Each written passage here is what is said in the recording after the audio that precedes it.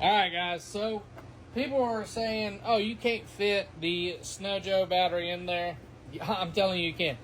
Put it in here and pry and it will pop in. You just won't be able to get it back out without taking the speaker out. They also said the KBT won't fit. I'm going to prove that one real easy. Watch this. Woo, it fits right in there. Nice snug. Put a piece of Velcro at the bottom. Check it out. You can easily hook this one up. Bam. What now?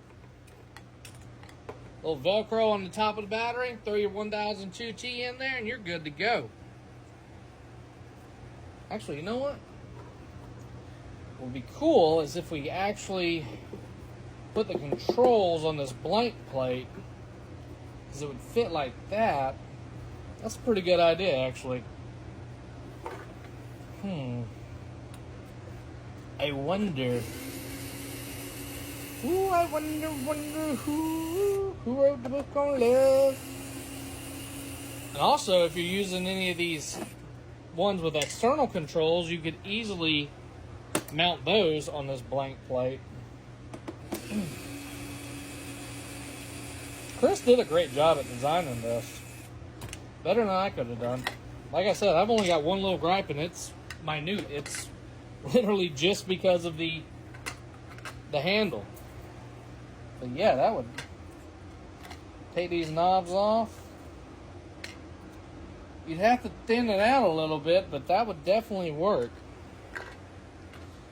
That ain't a bad idea.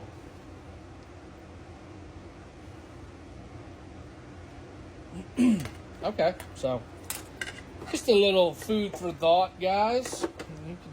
You can make these any way you want. All you gotta do is open Fusion 360 and go to town. And like I said, this is barely put together.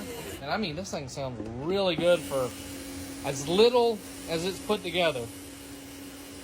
It's very, very impressive. And yes, I am using Torx bit for Allen head. I don't feel like going to get the Allen head bit out of the toolbox, even though it's right over there. I'm being lazy. That's really not a bad setup, because from here you could go to the switch, directly from the switch to the battery. Bada bing, bada boom. I mean, from the battery to the switch, from the switch to the amp, not the battery. That's a really good idea. I don't want to finalize this one yet, but I want to at the same time. So many decisions. Oh well, I'm going to print another one.